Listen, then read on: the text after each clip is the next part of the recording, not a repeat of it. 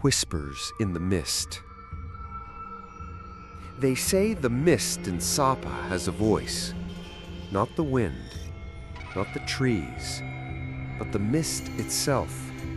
Like a veil spun from breath and memory, whispering stories it doesn't want to forget. And on that morning, when Lan stepped off the night bus into the pale breath of the mountains, she swore she heard it too. A soft, cold sigh, low and long, like something exhaling just behind her ear.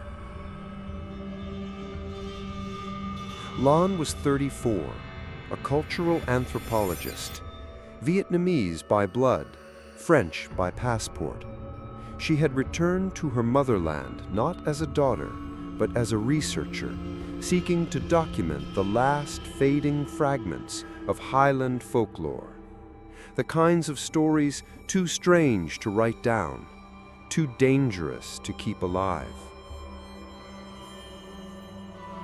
For the past year, she had followed whispers, stories told by drunk farmers, old women knitting in silence, children who still refuse to look into certain mirrors after dark.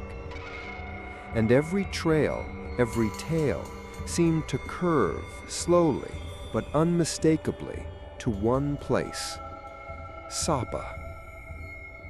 Not the Sapa in tourist brochures, not the rice terraces and Insta-worthy cafes, but the real Sapa, the bones of the hills, the fog that doesn't move with the wind, the old wooden guest house no one would name aloud. She arrived just past dawn. The air was cold and thin. Villagers moved slowly under hand-woven shawls. Children stared at her not with curiosity, but quiet, knowing eyes, as if they'd seen her before, as if they knew she wouldn't be leaving. Lan tried not to let the chill reach her thoughts. She was here to work, to learn, to document. She had a list of leads, handwritten in her notebook. Most of them were dead ends, rumors, half-believed dreams, misremembered fears. But one name kept appearing, scribbled in margins or muttered behind hands. Nha Guang, the Mirror House. An old Hmong guest house, abandoned for over a decade. Locals claimed it had once been a vibrant homestay, a favorite of French backpackers and artists, until guests began vanishing. Not violently, not with blood. They just stopped existing. Their passports left behind, phones charging on nightstands, their rooms locked from the inside, and their faces still reflected in the mirrors, even after they were gone. Lan found an old contact, a retired trekking guide named Sung, who agreed to take her close to the site. Close, he emphasized, not inside, never inside. You want story, I give story, but no step over threshold, understand? She agreed. That night, over bitter rice wine and the hiss of a wood stove, he spoke. Before that place was a guest house, it was something else, a place for watching spirits. Lan leaned in. You mean like a shrine? He shook his head. No, not for praying, for watching, for keeping things inside. Old people say the house was built with mirrors in every room, not for looking at yourself, for keeping something in. Lan's heart tapped faster. Keeping what in? He looked at the fire. The thing with no shape, the one that eats reflection. He told her about Ke An Dung, the mirror eater. Not a ghost, not a demon. A spirit of the forest, born from shadow and self, from broken identity and hidden desire. A thing that had no body of its own, so it learned to steal yours. It started with small signs. You blink, but the image in the mirror is a half beat behind. You look away, but your reflection lingers. You speak and hear your voice echoed back, out of sync, a bit too smooth. And once it finds you, once it knows your shape, the real you begins to fade. You don't die, Sung said, pouring more wine. You get replaced. The other you steps out, walks into your life. Everyone believes it's still you, even your family, but it isn't. Lan's fingers were cold. And the real you? Sung's eyes were grave. Still there, still trapped, behind the glass, screaming with no sound. The next morning, Lan hiked up the old path alone. Sung had refused to go. You walk that trail, I don't wait. Don't call me. Don't look back. And so she didn't. The mist thickened as she climbed. The trees pressed closer. And then, around the last bend, she saw it. A wooden house, half swallowed by moss and rot, yet strangely intact. Shutters hanging, but mirrors unbroken. The front door stood ajar, creaking slightly. Lan stepped closer. She could see her reflection in the glass of the nearest window, faint, wavy, like it was underwater. She raised a hand. So did the reflection. She smiled. The reflection paused, then smiled back. Too wide, too late, and the mist whispered again. The House of Mirrors. The wooden door groaned as Lan pushed it open. The hinges cried, not in protest, but as if they were warning her. This door has not moved for years. It should not be moving now. Inside, the air was heavy. Not stale, no, that would be expected, but wet somehow. Like the house had been breathing in the mist for too long, soaking in memories it could no longer hold. Dust floated in thick ribbons. Spiderwebs hung like lace between beams, and yet every mirror in the house was clean. She stepped inside. The floorboards creaked under her boots. Wood warped with time. The scent of pine resin, damp earth, and something else. Something metallic, like blood or rust or fear aged like wine. There were 7 rooms, each one almost identical. A low wooden bed, a woven blanket, a desk, a single oil lamp, and a mirror, always placed directly across from the bed, always tall, framed in dark lacquered wood, hand-carved with strange spiral patterns, and always impossibly clean. No dust, no mold, no fingerprints, just a smooth, perfect surface, like it had been waiting. Lan stood in front of the first mirror. It was taller than her, reaching from floor to ceiling. She studied the reflection carefully, her clothes, her posture, her blinking. Everything normal, almost too normal. She tilted her head slightly. So did the image. She lifted her phone, snapped a photo, then quickly turned to compare. The photo was perfect, too perfect. But something felt wrong, something she couldn't name yet. She moved to the second room, then the third. Each mirror identical, each reflection flawless. Except in the 5th room, when she smiled at herself, the reflection didn't smile back right away. There was a pause, a hesitation, barely half a second. but enough. Lon wrote it down in her notebook. Room 5, mirrored delay, 0.5 secs behind, possibly faulty glass or illusion caused by light angle. Confirm later. But even as she wrote, her hand trembled, because the oil lamp in the room had not been lit. There was no light to cause reflection tricks. She sat down on the bed, phone in hand, began recording a video log. Day 1, 1420. Entered the guest house. Structure stable. All rooms preserved. Mirrors untouched. Observed minor delay in room 5's reflection. Maybe fatigue or optical anomaly due to mountain mist. Will continue exploration tomorrow. She ended the recording, checked her face in the mirror again. This time she waved suddenly, sharply. So did the reflection, instantly. Lon frowned. Had she imagined it earlier? Was it just her mind? She returned to the main hall. There was a fireplace, cold, ashes undisturbed. Above it, a circular mirror, not tall like the others, round, like an eye.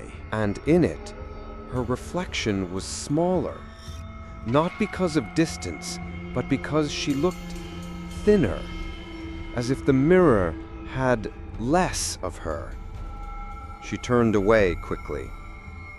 In the kitchen, she found old canned goods, long expired, a kettle with dried moss inside, and pinned to the wall, behind a cracked cabinet door, was a guest logbook.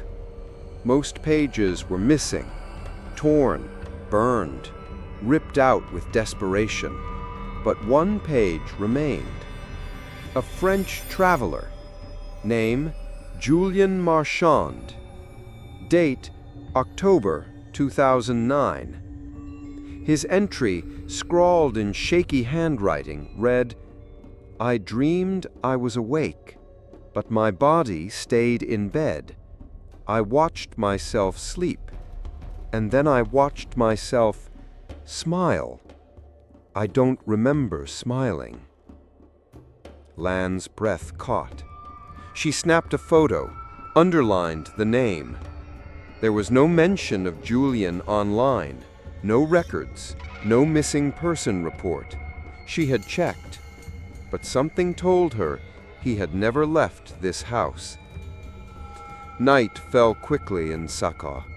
The mist thickened, pressing against the windows like fingers tracing glass.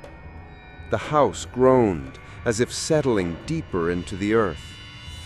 Land lit an old oil lamp and sat in room 5. The mirror stared back. She set up her camera on a tripod facing the glass, just in case, just to be sure. Hours passed. She read, took notes, ate a protein bar without appetite, and the mirror never moved. Until she began to drift. Sleep pulled at her, heavy and strange, like sinking into molasses. Just before her eyes closed, she heard it. A breath, not hers, from the mirror. She snapped awake. The lamp flickered, and in the mirror, her reflection was still sleeping. Lan froze. Her real body was upright, awake, but her image on the other side of the glass was lying down, still, peaceful. Then slowly, it opened its eyes and smiled. She stumbled back, knocking the lamp off the desk. Glass shattered. Darkness swallowed the room. She fumbled for her phone, turned on the flashlight, but the mirror was already empty. Her reflection returned, eyes open, expression matching hers. She didn't sleep that night. She sat on the floor, back against the far wall, the file now over 6 hours long. In the faint light of dawn, she played it back, frame by frame. And just once, at 3:17 a.m., her reflection stood up while she still sat sleeping. She whispered to herself, "This is not a story. This is a prison." Lan left the mirror house at dawn. Her eyes were red, her hands stiff. She held her notebook like it was a talisman, and she didn't look back, not once. Not at the windows, not at the mirrors, not at the possibility that something, some version of her might be watching from behind the glass. She simply walked. At the edge of the forest trail, a small Hmong child sat crouched near the brush. He didn't smile, didn't speak. He just stared and held something in his hand, a shard of broken mirror. He raised it toward her like an offering or a challenge. Lan flinched. She yanked her scarf off her neck and threw it over the shard. No more reflections. Not today. Not until she knew which side she was on. At the base of the valley was a man the villagers called Sapa, Old Pao. Once a powerful Tai Mo, a traditional Hmong spiritual healer, he had long since withdrawn from the world. He lived alone in a thatched hut halfway up a hill, surrounded by fields of corn and whispers. It was said he had helped seal the mirror house decades ago, that he and 6 others had locked something inside, something that should never have been reflected. The villagers no longer spoke his name aloud, but Lan had come too far to turn back now. She approached the hut slowly, whispering a respectful greeting in broken Hmong. The inside was dim, smoke-heavy, and somehow colder than outside. Za Pao sat on a low stool, his back curved like a question mark, white beard hanging to his chest. He didn't look up, didn't ask who she was. He only said, in a voice like dry wind, "You looked into the mirror, didn't you?" Lan's throat tightened. She didn't deny it. She couldn't. She simply nodded. He exhaled slowly. "Then it's touched you. From now on, every time you look in a mirror, it will eat a little more of you." Lan sat down on the woven mat, trembling. "How do I stop it?" Zai Pao gave a dry, bitter laugh. "You don't." There was only one person who ever escaped it, but even he wasn't himself anymore. "Tell me, do you remember how you left that house?" Lan froze. Of course she did, didn't she? Yes, the trail, the stone steps, the child. But now the details seemed soft, blurry, like a dream half remembered. Had she walked out, or had something else walked in? Japao leaned closer, his pale eyes like fogged glass. "It has no face, no name, no body of its own. It is the hunger behind the glass, the thing born when self meets shadow. Long ago, a Hmong shaman followed a voice into the forest. He found a pool in the rocks, a mirror of water. When he looked in, he saw not himself, but a stranger smiling back. From then on, he stopped eating, stopped speaking, sat in silence, and every day, a little more of him vanished." Lan swallowed. "So, the mirror house, why was it built?" Japao's voice dropped. "To trap it. We carved 7 mirrors, each marked with an ancient seal. We placed them in a circle, each one bound a spirit, holding it in reflection. But the city people came, tourists, architects, backpackers. They cleaned the mirrors, painted the walls, removed the symbols. And the eye inside the glass opened. He reached behind him and retrieved a small round mirror wrapped in red khmang cloth. "This is a mirror of binding," he said. "If you want to know whether you're still yourself, look into it at exactly noon, not before, not after. If the reflection doesn't look at you," he paused, "run." Lan reached for it, hands shaking. "And if it does?" Japao closed his eyes. "Then maybe, just maybe, you're still human." As she stood to leave, he added, "Do not look into mirrors after dark. Don't take photos where glass can see you. And if one day you see yourself smile and don't know why, smash the mirror, no matter the cost." Lan left his hut under a heavy sky, clouds hanging low like they could fall any second. In her hand she carried the red-wrapped mirror. In her chest the truth settled like stone. She could no longer be sure if she had survived the house, or if the thing in her skin was the one that came out. Lan waited until just before sundown. She told herself it was to rest, to think, to prepare. But beneath all the excuses, she knew the truth. She was afraid.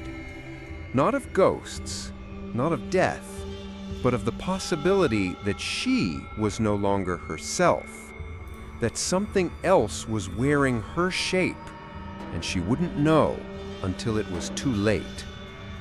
That afternoon, she unwrapped the cloth from the binding mirror. The old man's instructions echoed in her mind. "Look at exactly noon. If your reflection looks back, maybe you're still human. If not, run." It was a small mirror, barely the size of her palm. Its frame was carved from black horn, etched with ancient symbols she couldn't read. The glass looked old, not scratched, not smudged, just worn, as if it had seen too much. She waited. 11:59. 12 o'clock. Lan held her breath and looked in. Her reflection stared back. Eyes aligned, face calm, movements perfectly mirrored. Relief flooded her chest, but it didn't last, because as she looked closer, she saw something deep beneath the glass. A pulse, a subtle ripple, like breath fogging up the other side. The mirror wasn't just reflecting, it was breathing. She wrapped it quickly and shoved it into her bag. She didn't want to look again. By nightfall, Lan stood once more at the edge of the forest, staring at the house. The same rotting beams, the same crooked shutters, but this time it felt closer, as if the house had leaned forward to meet her. She stepped onto the porch, the wooden boards creaked, and before she could touch the doorknob, the door opened on its own. Inside, the air was heavy, wet with mist, sweet with rot, alive with something unseen. The mirrors, all of them, were glowing faintly, not from light, from within, as if something behind the glass had finally stirred. Lan walked down the hall, passing room 1, then room 2. Each mirror seemed to turn slightly toward her, as if listening. Room 5 stood open. Inside, her camera still sat on the tripod where she'd left it, dead. The battery drained, the memory card missing. On the bed, her notebook lay open, but it wasn't where she had left it, and someone or something had written in it, You are not done. Lan's skin go cold. She turned to the mirror on the wall. Her reflection stared back, still, calm. Then, without her moving, It blinked. She hadn't. Lan stepped back. The reflection smiled. Not cruelly, almost kindly, as if saying, "Finally, you see." She turned and fled, through the hallway, into the main room. The round mirror above the fireplace was glowing like a full moon, and inside it, she saw movement. Not a reflection, not light, a shape, shifting behind the glass like something trapped beneath ice. She stumbled, fell hard, and then she heard it. Crack! The sound of glass, fracturing. One of the mirrors had split, not shattered, but spider-webbed, 1,000 tiny cracks spreading from the center. Lan scrambled to her feet. There were footsteps above her, slow, deliberate. She hadn't known there was a second floor. She followed the sound, finding a narrow staircase behind a half-fallen tapestry. The steps creaked as she climbed, but the sound above her never paused. At the top was a single door. It opened into a room of mirrors, floor, walls, ceiling, all reflective. An infinite box of copies.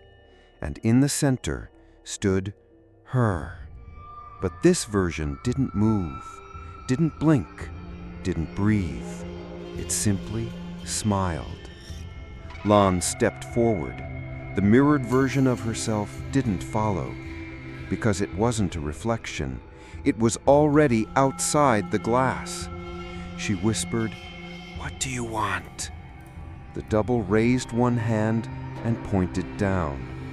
Lan looked at the mirrored floor beneath her feet and saw dozens, maybe hundreds of herself trapped beneath the surface. Some curled in fetal positions, some screaming with no sound, some pounding against the glass. One of them locked eyes with her and mouthed, "Get out!" Lan turned to run, but the door behind her was gone. In every direction, mirror, each reflection slightly off.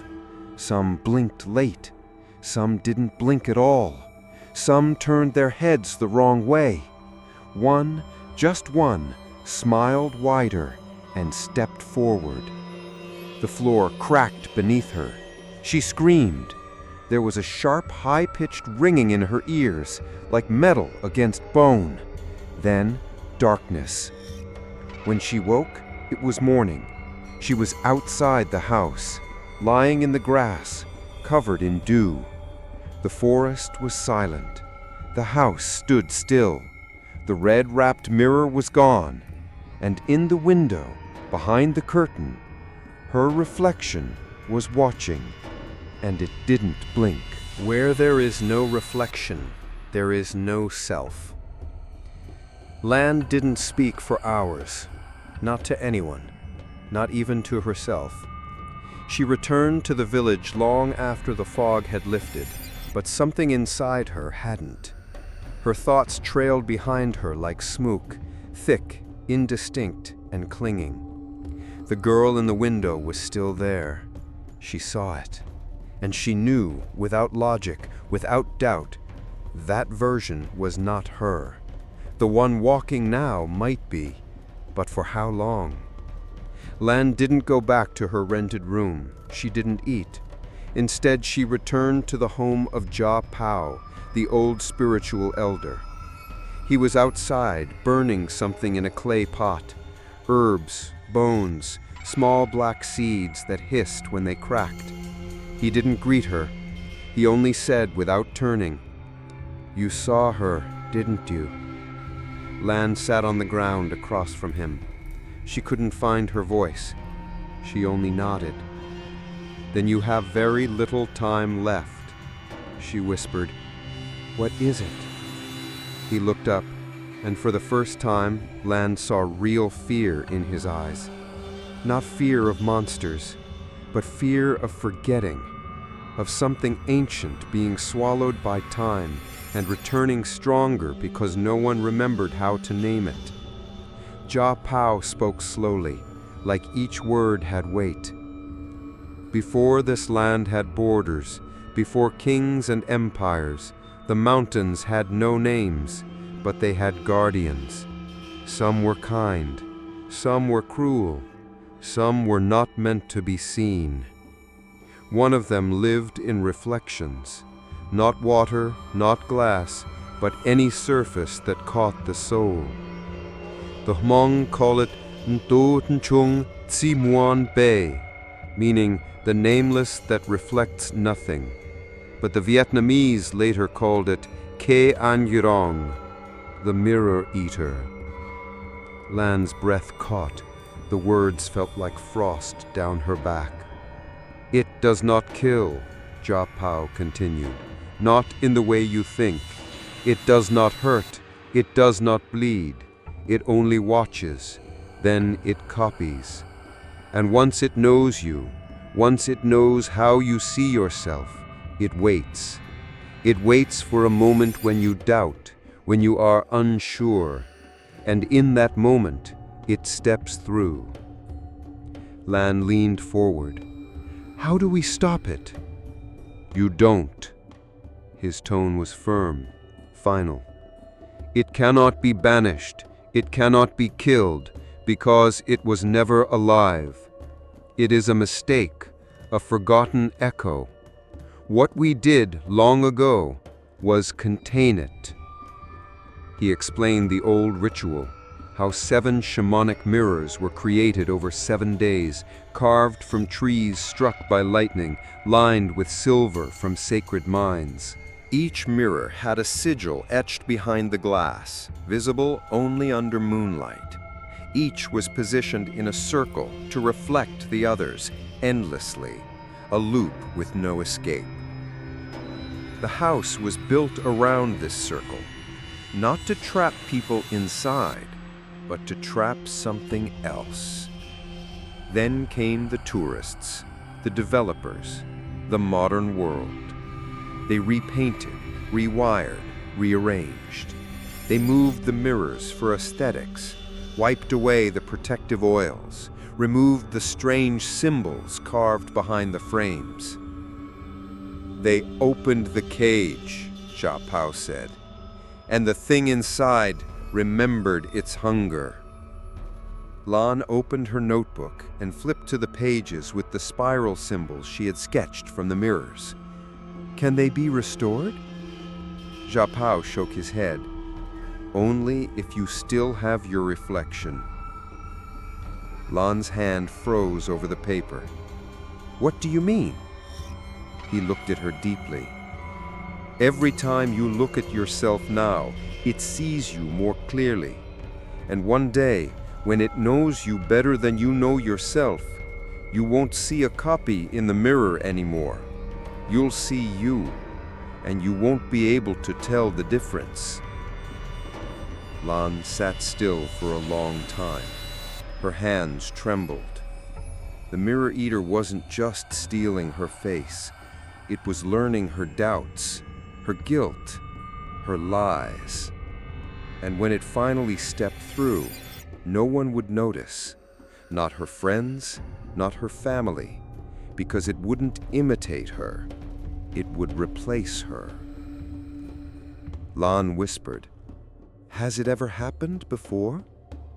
Jia Pao's gaze drifted out toward the mist-covered hills. There are stories about people who came down from the mountains speaking a little softer, walking a little slower, loving their children a little less. And when their families finally asked what was wrong, they smiled and said, nothing. But the reflection in their eyes was already gone. Lan stood slowly. Then I have to go back. Jia Pao didn't stop her. He only said, You may find her waiting. And if you do, ask yourself one thing. Do you still want to be you? That night, Lan sat alone, watching her own reflection in a bowl of dark tea. The steam curled, her eyes blinked, and then, for just a breath, the reflection smiled before she did.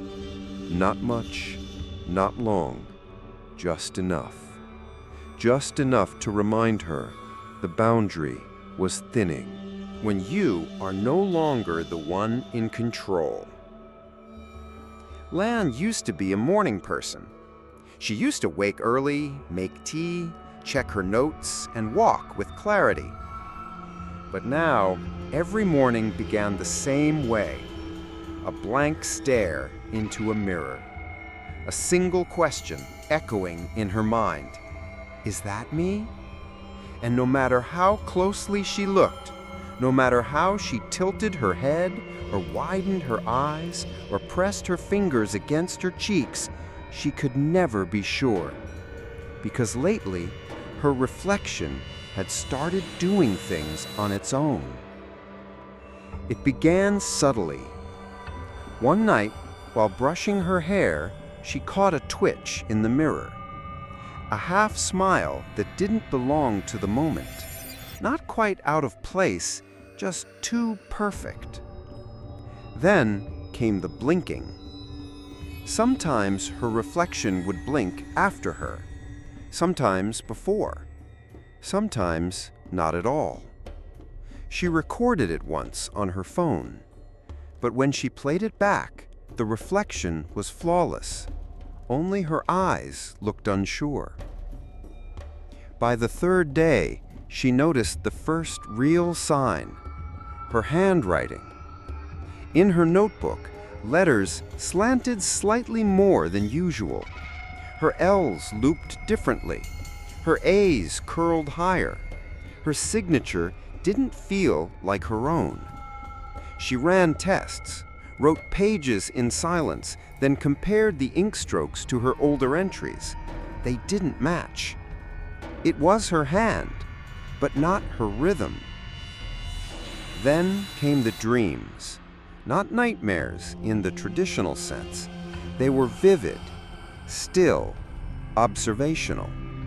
In each one, she stood in front of the mirror, and her reflection would smile and speak in her voice. You're tired. Let me take it from here. Or sometimes, they like me more, you know. I'm the better version. She would wake drenched in sweat, nails clenched, teeth grinding, but unable to remember when the dream had ended, or if it ever had. One morning, she received a phone call from her publisher in France. They told her that she had emailed them at 3:42 a.m. with the subject line, "I've finally found the true story." The email contained 3 photos. A blurry image of her smiling in the mirror, a typed page in a language she didn't recognize, a sentence at the bottom that read, "I am ready." She never wrote it. She had no memory of sending it. And yet, the sent timestamp was real. Lan began to test herself. She wrote down personal memories in sealed envelopes. She asked strangers in the village to call her name unexpectedly. She started filming herself in sleep. The footage was worse than she feared. In one video, she sat up at 2:16 a.m., eyes wide open, but not blinking. She stared directly into the camera, then whispered, "She doesn't know I'm here," and lay back down. The voice was hers, but the tone was not. The next day, she looked in the mirror again. This time, she smiled first, and her reflection did not. She began to avoid reflective surfaces. No windows, no phones, no polished metal. She even poured tea into wooden bowls so nothing could catch her face. But mirrors, they found her anyway.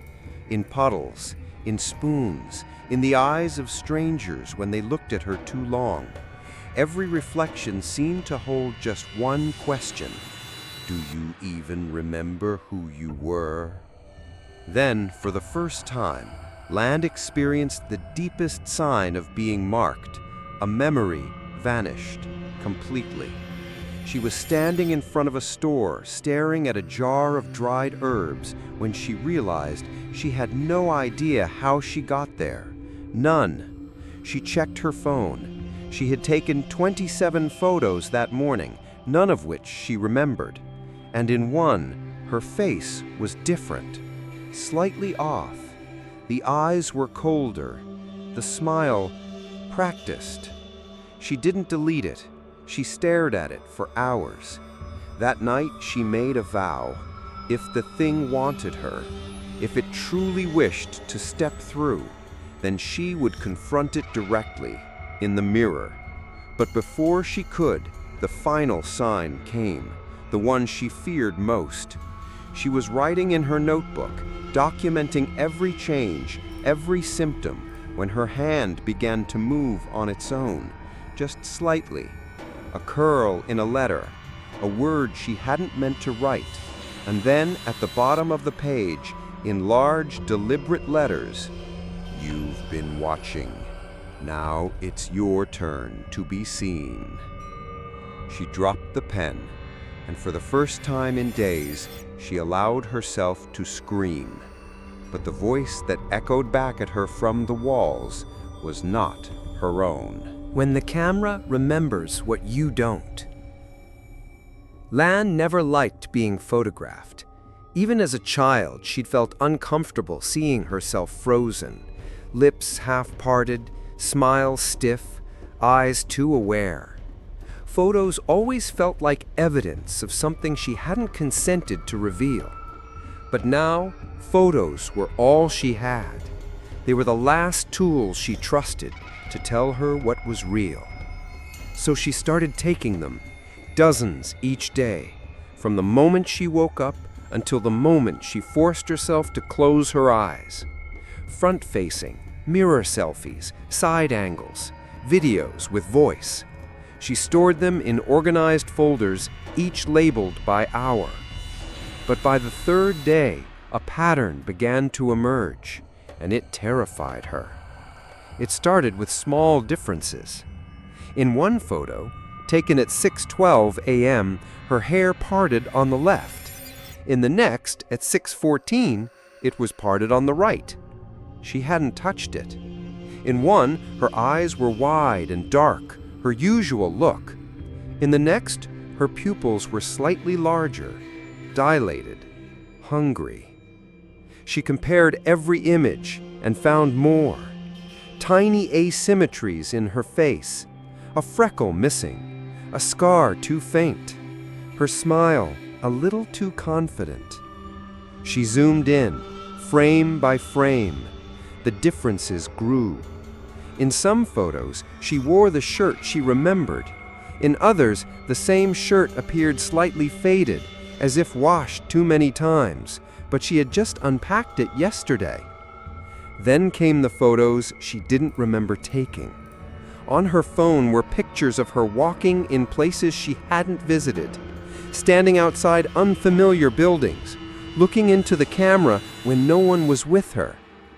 One showed her staring into a mirror, and her reflection wasn't the same posture. She stood still in the photo. The reflection leaned in, just slightly, as if curious or ready. Lan went to the village photo shop, desperate for a second opinion. She printed the photos, held them up to the clerk. "Do you see anything strange about these?" The woman frowned, looked closer. "They look normal, but you seem different in each one." Lan's chest tightened. "Different how?" The woman hesitated, then whispered, "You're less here in the later ones." Lan took the prints home and taped them to the wall, side by side, from left to right, hour by hour. and the evolution was unmistakable. Her eyes, softer at first, became sharper. Her jawline stiffened. Her smiles widened but never reached her eyes. The final photo made her gasp aloud, because in that one, taken just that morning, her face was too perfect, symmetrical, glossy, lifeless, like a mask of herself. She flipped the photo over. Someone had written on the back in her own handwriting, "I took your picture so I could become you." She dropped it. Her legs buckled because she didn't remember writing that, but the ink was fresh, still wet. That night, she opened her laptop and searched through old videos of herself, lectures, interviews, home clips. She watched herself speak, move, laugh, and as she watched, she began to cry, because in every old video, her presence was warm, full of hesitation, of awkwardness, of humanity. Now, when she recorded herself, she seemed polished. Her voice had no pauses. Her face had no flaws. Her tone had no fear, just poise. Lan whispered, "Maybe I'm not her anymore. Maybe I've already been replaced." She checked her phone's gallery again and found a new photo, one she hadn't taken. It was from the hallway mirror in room 5. She was standing there, smiling gently, and behind her, in the glass, was another version of her, looking directly at the camera, expressionless. She smashed the phone. Glass splintered, but when she turned, her reflection in the window still smiled. Where the names keep writing themselves. Lan couldn't stay in the village anymore. Too many eyes followed her now, not with suspicion, but with silence. Children stared at her too long. Elders looked away too quickly. And the mirror above the communal well had been covered with cloth just that morning, after she walked past it. No one said anything aloud, but she could feel it. They knew something had changed.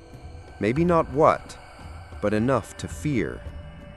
She returned to the guest house, not to confront the mirror, not yet. This time, she came to search.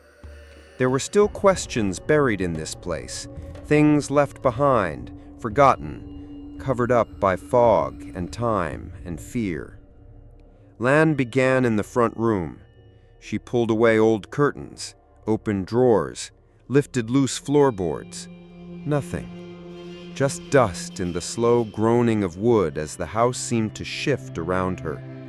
It wasn't until she pried open a cabinet under the main desk, swollen with moisture, half fused shut, that she found it. The guest book.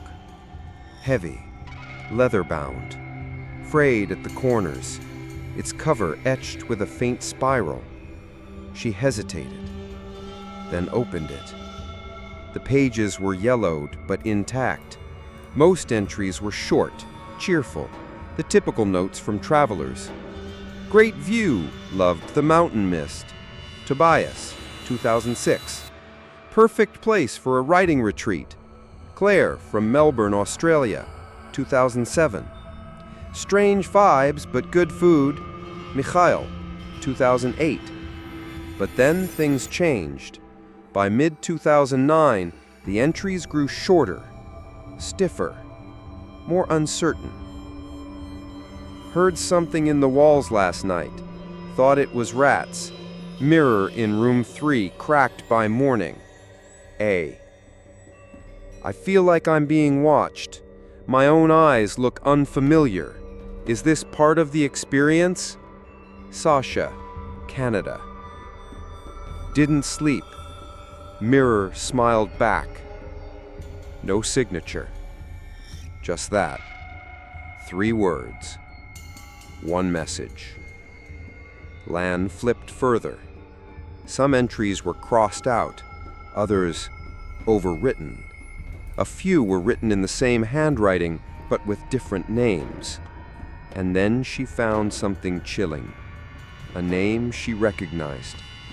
Julien Marchand, October 2009. She had heard that name in whispers, a French backpacker who'd gone missing after visiting Sapa. His body was never found. She read his note. I saw her again last night, but she looked more like me this time.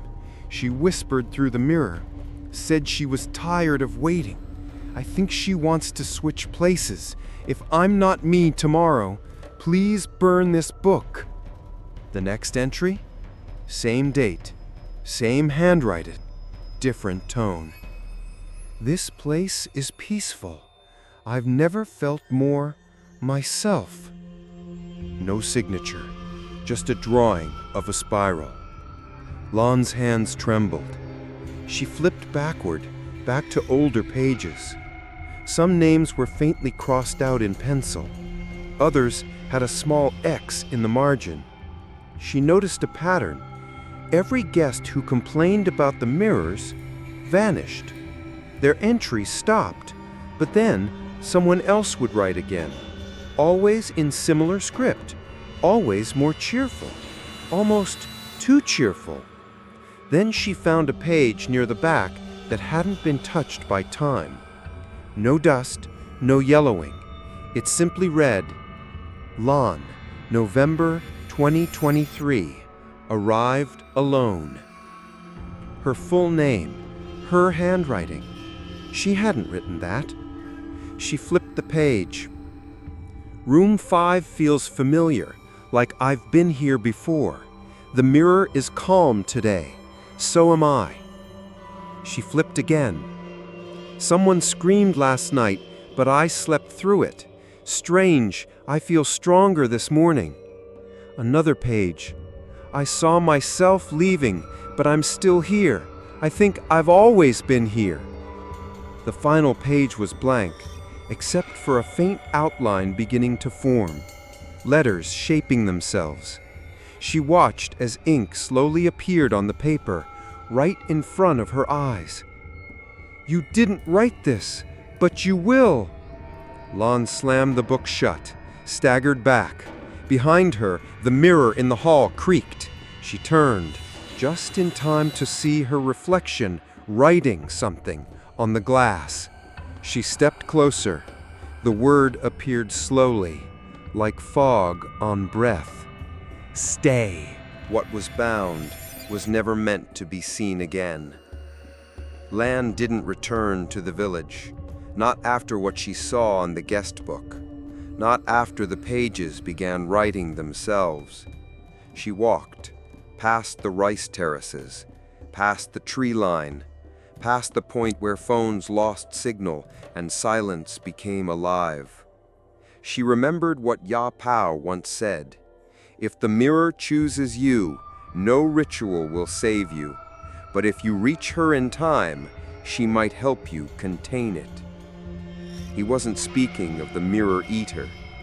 He was speaking of someone older, someone who understood the rules before language had names for them. The locals called her Batim, the Purple Widow, a Da priestess who lived between peaks where no map dared to chart. They said her husband vanished in the fog during a soul summoning rite. They said she never lit fires, never cast a reflection. Some said she was a spirit herself. Others whispered she was what kept the spirits out. Lan didn't care. She had no one else left to ask.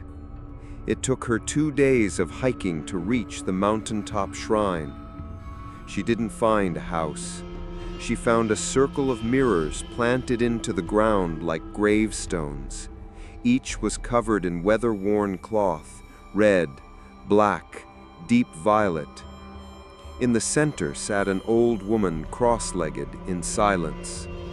Her face was wrinkled as river rock, her eyes shut, her hair long and gray, twisted into a knot. She did not turn when Lan approached. She only spoke. "Which version of you has come to beg?" Lan froze. The woman opened one eye, milky but sharp. "You've been seen. You looked into the wrong mirror. You let it notice you." Lan dropped to her knees. "Please, tell me how to undo it." The woman said nothing. Then slowly, she reached into the folds of her robe and retrieved a tiny pouch. She opened it. Inside was ash. She poured it into a bowl, lit a small blackened candle, and without touching her, gestured for Lan to breathe into the flame. Lan obeyed. The fire flickered, then hissed. The ash rose and formed Lan's own face, except it had no eyes. "It's already taken part of you," the priestess said. "You've been feeding it every time you doubt. Every time you ask, 'Is this me?' it gets stronger. Soon, it won't need mirrors. It will walk freely." Lan's voice cracked. "How do I stop it?" The woman finally looked at her. "You don't stop it. You trap it. But the trap must be built from your own soul, and once you use it, you can never see your reflection again." Lan went still. "Never? Not even water," she said. "Not a shadow in glass. Not a pain at night. If you ever see yourself again, it will remember the way out." Lan whispered, "How do I build it?" The priestess leaned in close, so close Lan could smell soil and time in her breath. "You must return to the house. At midnight, light no fire. Say your name backwards in every mirror. Then take your first memory, the truest one, and place it into the mirror's center. That will bait it." Lan shook. "My first memory?" "Yes, the thing that made you, you. A smile, a voice, a fear. You must let it go, forever." Lan asked, "And what happens after that?" The priestess said nothing, only offered her a final item, a mirror no bigger than a coin, but this one was black, obsidian, smooth and dead. "This is the last mirror you will ever carry," she said. "If the spirit reaches you before the ritual is complete, smash this and it will consume both of you. You will die, but it will too." As Lan left the mountain, the wind howled behind her, but no leaves moved, and from the edge of the tree line, something with her shape watched her go. That night, as she prepared to return to the house, Lan wrote one final sentence in her notebook. "If you find this and I'm gone, don't look for me, and never trust the girl in the mirror, even if she cries." Where you go when mirrors forget to let you out. Lan returned to the house just before midnight. The forest was silent, not empty, just watching. The trees leaned inward. The stones along the path were damp, even though it hadn't rained. And somewhere behind her, just behind her, she kept hearing an extra set of footsteps. But when she turned around, there was never anyone there. Just fog. Just the faint glint of her own eyes reflecting from wet leaves. She stepped into the house. No flashlight, no phone, no candle, only darkness. The old boards moaned beneath her weight. The hallway had changed, slightly warped, longer than she remembered. Mirrors hung crooked on the walls now, as if shifting in anticipation. Some were cracked, some still wet with breath. Lan passed room 1, room 2, room 3. Each mirror in the hallway seemed to tilt as she walked past. Not a trick of the eye, not an illusion. The entire world inside the glass was slanting, as if preparing to fall. In room 5, the air was colder. The bed was untouched. The mirror had no reflection, only a surface like ink, thick and rippling. She placed the obsidian coin mirror on the desk beside her and began. She stood in front of the mirror and said her name backwards, slowly, with full breath. Nail. The air seemed to fold. The mirror rippled. She moved to the next room, room 4, then room 3. One by one, she said her name in reverse in each mirror, feeling a little less tethered with every syllable. By the time she reached the final mirror in the upstairs corridor, the one in the mirror room, she was no longer sure what her name even sounded like forward. She placed her hands on the glass and whispered, "I give you the memory." Her eyes closed. She reached inside herself, not literally, not physically, but deeper, to the moment that made her Lan, not the researcher, not the adult, but the child who once stood under a streetlight in Dalat, holding her mother's hand, watching her father leave for France without saying goodbye. That was the first memory, the first pain, the first fracture in her reflection. She took it, shaped it, and pressed it into the mirror. The glass shuddered. A sharp tone pierced her ears. Not a sound, a pressure. Something inside the mirror had opened its mouth, and from the surface, a hand reached out. It was her hand. Same skin, same birthmark on the knuckle, but it was too smooth, too exact, like a wax figure sculpted to replace her. The hand gripped the edge of the mirror, and then she stepped out. Lan didn't move. She couldn't. The version that emerged from the mirror was barefoot, smiling, calm. She wore Lan's clothes, but not like clothes, like inheritance.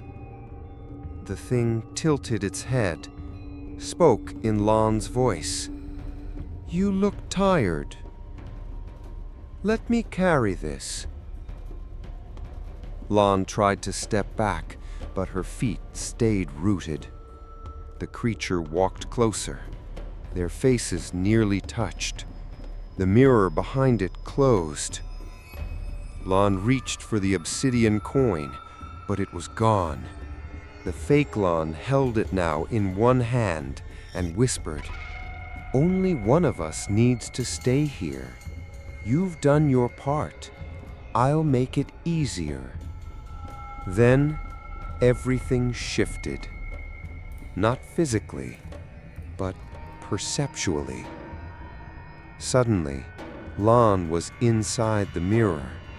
She was watching herself through glass, screaming, banging her fists, but her mouth made no sound, and the version outside turned, picked up her notebook, and walked away, smiling. Inside the mirror, Lan fell to her knees. The glass was cold and deep and endless, and around her, in the dark, others were watching. Not people, just eyes, flickering. Copies, all of them trapped, all of them silent. Then, a whisper. From behind. Don't forget, there's still a way. Lon turned. Floating in the blackness was the obsidian coin mirror, still whole, still glowing faintly. But the fake Lon still held it, outside, which meant she hadn't smashed it, not yet. Lon stood, and from inside the mirror, she smiled. Where all lost faces go. Tan stood in the darkness behind the glass. It was not a room, not a place, not even a dream. It was memory without form. A boundaryless space where light never came from above, but from within. Dim pulses like distant stars trying to remember how to shine. She turned, and behind her were faces. Dozens, hundreds, each one floating in the dark like lanterns sunk into ink. And they were all her, or they used to be. One came closer, a version of her with shorter hair, eyes wide, wet, blinking too much. Tan recognized her.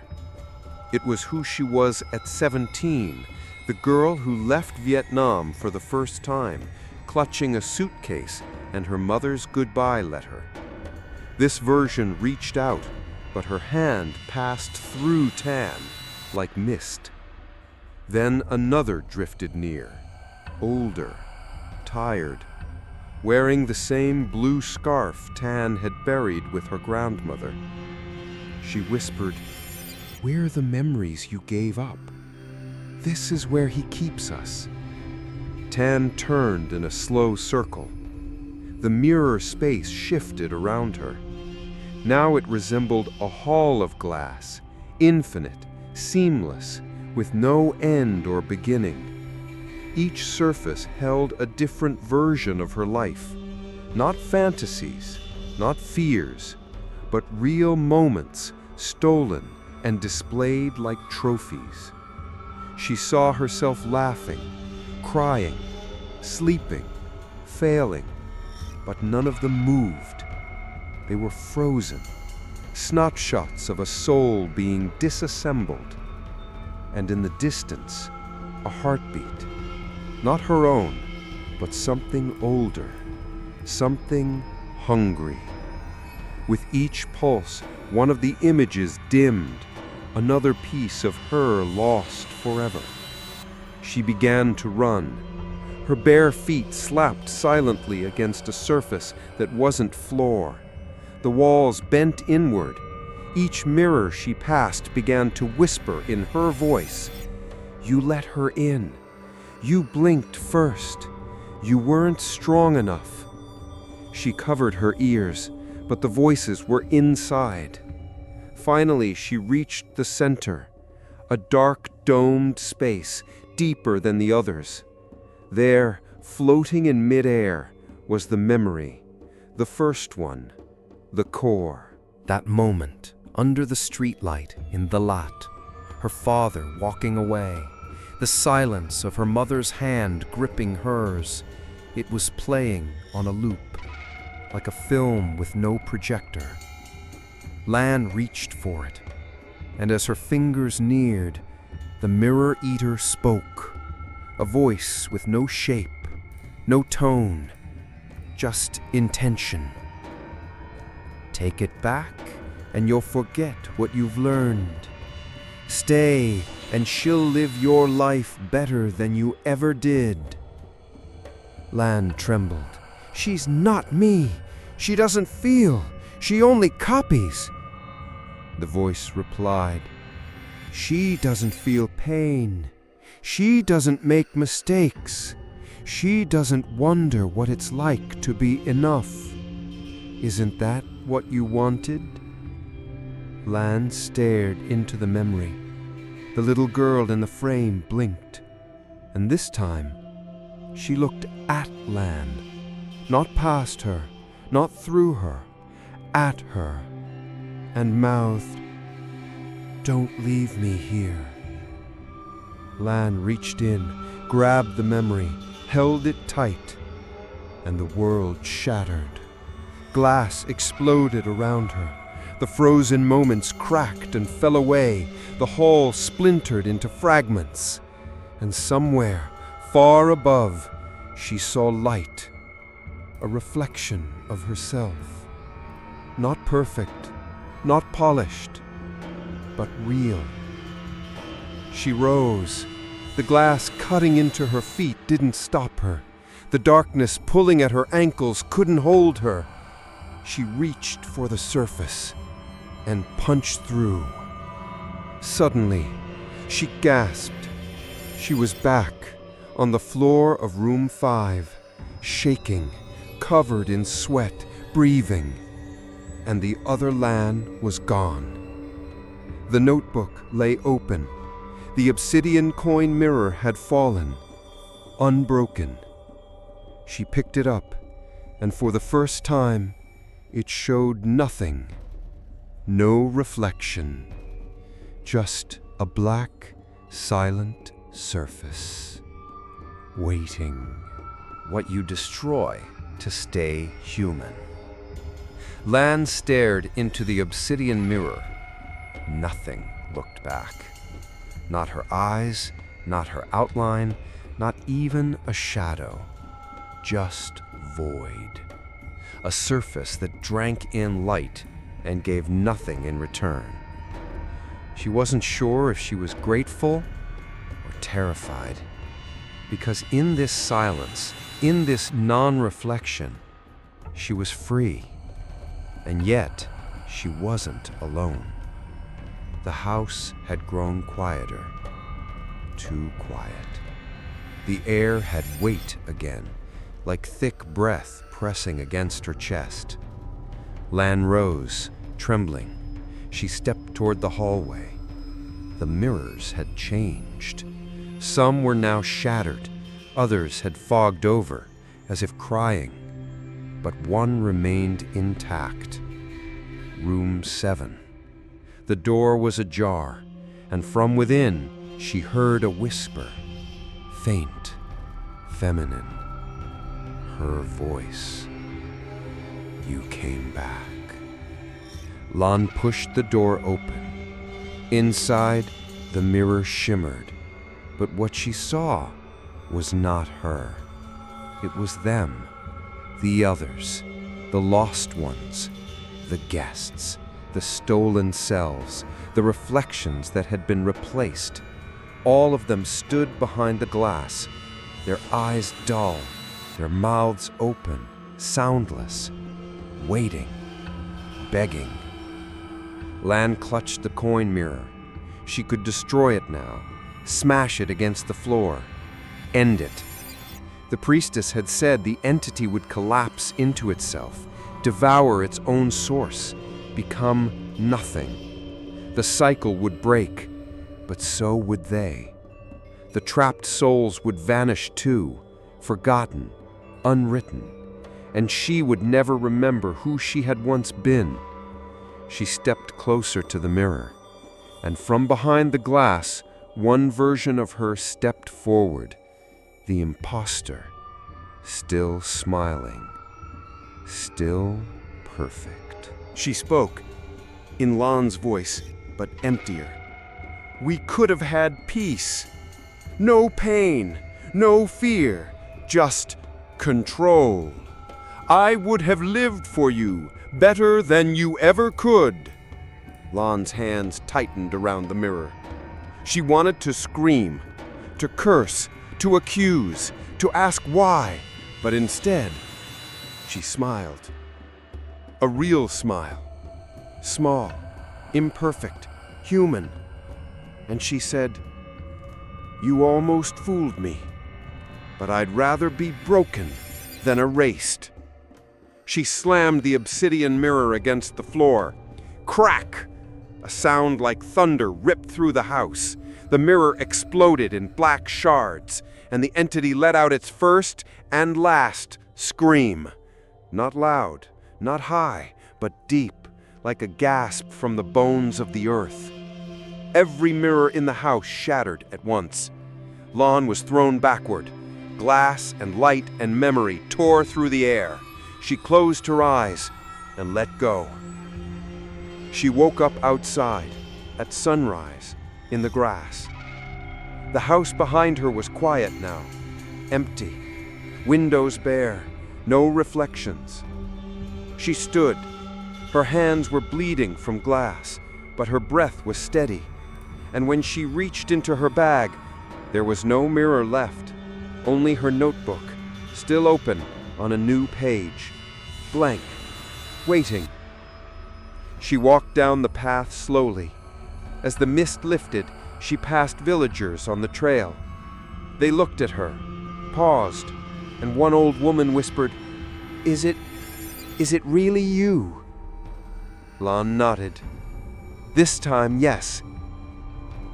That night, she sat in front of a bowl of still water, just to test. She looked in and saw nothing, no face, no reflection, just silence, and she smiled again. Because it was over, and this time, the smile was hers.